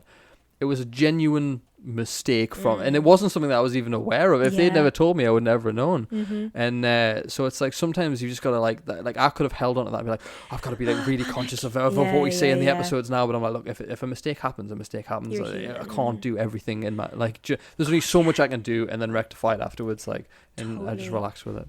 Because it's important that we get information out there to people, but I think with cancel culture it really does kind of put that like you're so nervous, and even when we've just got like relatively small followings, like even we're nervous. I can't even begin to imagine people with like millions and millions of followers. That kind of responsibility of making sure what you put out there is beneficial for people and not offending people, which is a hard thing to do. I think cancel culture, you can only be cancelled if you let yourself be cancelled. I think if you come back and you say, look, like it was a fuck up, like we're all human, blah, blah, and you move on from it, you just continue. Yeah. It's when people make like massive apology. Like, I'm so sorry, I'm a piece of shit, I'm going to go do the work, I'm going to go rehab. It's like, so you slipped up. People slip up in conversation all the time. Like people need to get off the high horse with cancel culture and realise that people will mess up. Not everyone will have the same opinion as you. Yeah, exactly. It's like, just get your thumb out your ass and go do some work on yourself. Totally. But Jess and I have one last question for you, and it's a question I ask every guest that comes on the show, and you can answer this however you want. Okay. But the question is simply, do you consider yourself a success? Yeah. 100%. Nice. And actually, I'm proud of myself of how quickly I said yes because I'm like, yes, I am. But just in my own right with what I'm doing, I think my like recommitting to my mission more recently of kind of I've struggled with my emotions my whole life, and I feel so proud of myself for the work that I'm doing with people, like I said, newer clients, like more men and women, and just really allowing them to see the benefit and the power of being sensitive and how they can really utilize those emotions. And me being able to do that, it makes me feel successcul.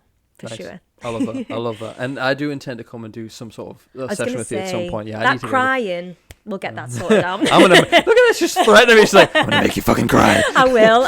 Honestly, I feel like I'm... Yeah. I love a good cry. I love it. I'll be like, Carla, she hit me and made me cry. Just, as I meditate on the floor, she just comes past and kicks me between the legs and I go fucking cry. But just listen, where can people follow your journey, and where can people find you to work with you? So just on Instagram is where most of the things are. I'm actually releasing like a learning studio in January, which I'm really excited about, where people can kind of access all these like journal prompts about shadowing and ancestors. Nice. So yeah, that's all going to be available in January, but Instagram is my main port of call, and then there's links to all my website and everything on there. What is your current Instagram? Has it just changed, or is it still Jess? I'll put it on the screen. But yeah, it's jessmarriott.therapist at the minute. It probably could be changed into @Peace Healing, so either one of the two. Yeah, I noticed your name had changed as well, because I typed it in and I was like, where is Jess? Where is she? Yeah, exactly. But listen, it's been fantastic to have you on, and thank you for explaining stuff in the detail that we needed, because I think that you added the grounded layer to it that I think a lot of people have got, okay, now this makes sense. It's not just all up in the clouds and all these words that I don't understand. You've grounded it, and you've helped me understand a few things as well, Jess. So thank you very much. But as usual, guys, go and follow Jess on everything she does, because her videos are class, and I can't wait for you guys to experience one of her meditation classes, because hopefully by the time this episode comes out, I will have experienced one myself. You did invite me to one, but I couldn't make it, but I will definitely be onto it. But also, guys, be sure to follow myself as well. at Adam James Prout is on the screen, and rate the podcast 5-star, no 4 stars, right, Jess? We only want 5. 5 stars or the boy. If you didn't enjoy it for whatever reason, just leave me a comment and I will troll you in the comment section. But but as always, guys, until the next episode, take care, look after yourselves, and I'll see you all very, very soon.